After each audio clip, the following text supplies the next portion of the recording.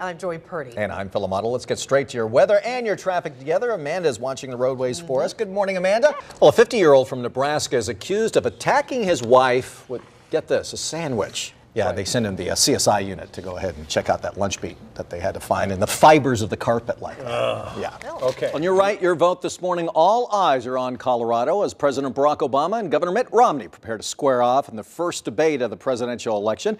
First Coast's Claire Sims joins us live with more on how people on the First Coast are getting involved. We're only about, 16 hours away till that first debate this morning. Turned out to be a beautiful weekend. Like to have it continue right into Monday. More than 140 of the world's top golfers here at TPC Sawgrass for the players when action kicks off at 7:15. Look at this. No, I cleaned it up just for you. See, it's nice and clean. A little brand awareness here in Dallas. The Good Morning Jacksonville blend this morning. Another new computer scam to warn you about this morning, too. It's called ransomware, and the scam is just like it sounds. Hackers break into your computer, steal your information, and then hold it for ransom. We're in the corner of a Bay and A. Philip Randolph, and you can see the parade right behind me. That's the start of the parade. It actually started at 11:01. Well, Massachusetts woman got the shock of her life when her unexpected labor turned into a family event.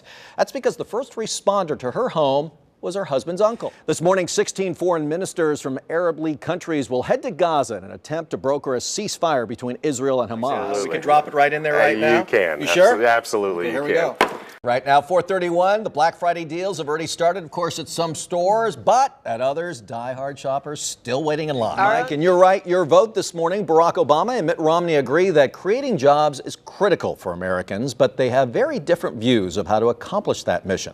Job creation is taking center stage on the presidential campaign trail as the latest unemployment figures will be released today. Andrew Spencer has a story for us this morning. And your money this morning, stocks ended the day on Tuesday mixed. Right now, though, let's take a look at the major markets and see what's going on. Well, a little while ago it was mixed, but now all three Dow, S&P 500, and NASDAQ futures all positive, at least marginally this morning. On Tuesday, the Dow fell 33 points. The NASDAQ was up 6. S&P 500 gained a point. Well, economists say that it looks like the housing market is finally starting to recover. Finally, CNN Money surveyed market analysts across the country, and most of them said housing prices in most areas are already heading up or soon will be. Several factors have economists leaning towards this conclusion, including 3 straight months of increases in the S&P Home Price Index, a pickup in home sales, and a jump in new home prices. Well, Jimi Hendrix fans may like it, but not many others. Some iPhone users are complaining about a purple haze that's showing up now in their photos. Apple says it's just part of how the camera works. Since the iPhone 5 was released, some users have reported when a strong source of light is present in their photographs, the light takes on this purple hue, and so does the picture. One Apple engineer recommended in a blog that users angle the camera away from the bright light when taking pictures. Do not head towards the bright light, Joy. Okay.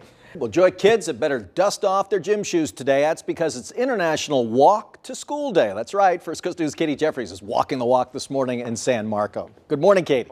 Well, members of a football league headquartered here in Jacksonville say they're not getting paid, so they're not playing. Sports agent David Cantor says he has 3 players signed to the United Football League, but Cantor says those players haven't seen a dime since they began practicing weeks ago. The salary for the players is $28,000 a season. Well, NASA scientists have made a big discovery on Mars, not life or water, but a tiny, shiny object. Take a look. The rover Curiosity stumbled on this bright object during a soil test. They spotted it after Curiosity took its first scoop of Martian soil with its robotic arm.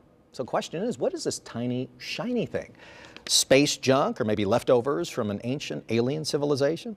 Well, neither scientists say they're researching it, but they're pretty sure it's just a piece of plastic that fell off or broke off the rover itself. But I don't know. Steve, you have any ideas what that little shiny thing I could think be? it's just a leftover screw or something from one of the from one of the Mars probes. Mars there. probe? Or either Yeah. the ancient Egyptians went back with the Martians to Mars and left something there before they got That they could have brought been them it. back. Yeah. Or one other thing, maybe the great Gazoo dropped his watch there. Whoa! If you're a Flintstone fan. All right.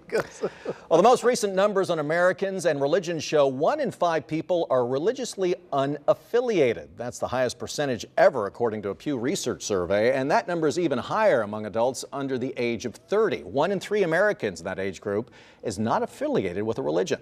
The number of unaffiliated adults has risen from about 15% to just under 20% over the past 5 years. That includes more than 13 million atheists and agnostics, along with nearly 33 million adults who don't identify themselves with a particular religion. They come from miles around. We're going to see if we find a treasure. Many local, It gets rather exciting. some out of state. You got to be in it to win it. The regulars, 14 years. the newbies. Whether I can hang with the big boys, I don't know. All for a chance to find hidden treasures in a storage unit. Try to get it cheap as I can get it. Dozens of units are up for bids every Thursday at Atlantic Storage. Today, the crowd's pretty big. There's no intimidating of other buyers. All are looking for a deal. Bid low and win low. Bidders get a number, then it's time to see what's behind the doors. Buyers are allowed to stand outside the unit and look in. Nothing too promising here. An old bike, some gardening equipment, I got 75 right now, looking for 100. but Eddie Boss still bid on it. Do it. And won. Buyer number 12, $100. What you see in there that you like? This, that, and the other thing. It's tough to tell in most units if there's anything of value. In others, the worth is obvious. Hey, apartment number 425. Someone was actually living in this storage unit. And despite the sparse contents, there were still bidders. I got 40 going twice, looking for 45. Selling at 40. Those air mattresses alone, that size, go about $25-30. Some units are so packed with stuff, only the experienced can see the treasure. That unit right there should go for about $800 to $1,200. Ricky Brooks saw value in these weights and ended up being the highest bidder. I got 950 going twice, looking for 1,000. Selling at 950. Brooks has been doing this for 6 years. He's in the gold business and hauls his trailer with him to haul away his winnings. Actually, if you think about it, this trailer was paid for by storage units. Brooks was looking for the wow factor today and finally found it. Oh my goodness. A storage unit filled with electronic items, This is what people waited for all day.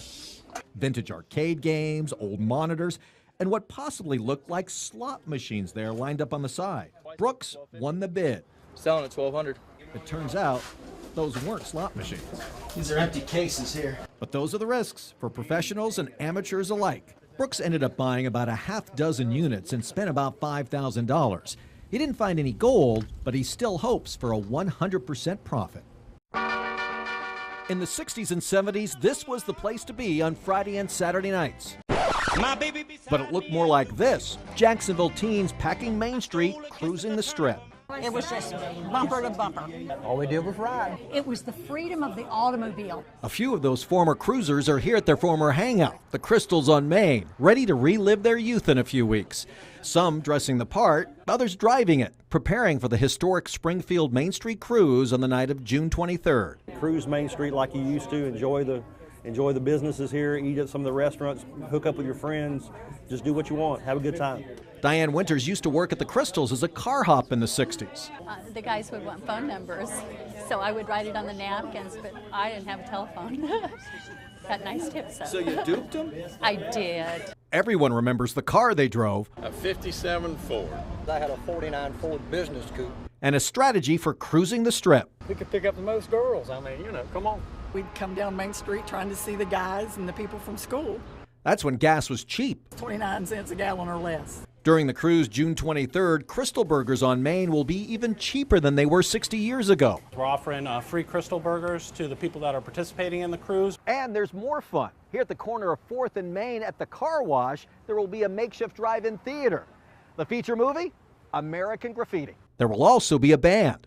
They may be in their 60s now, but these adult teenagers say they are ready to rock Main Street and ready to show Jacksonville what real fun was like when they were kids. Oh, can't wait. Can't wait.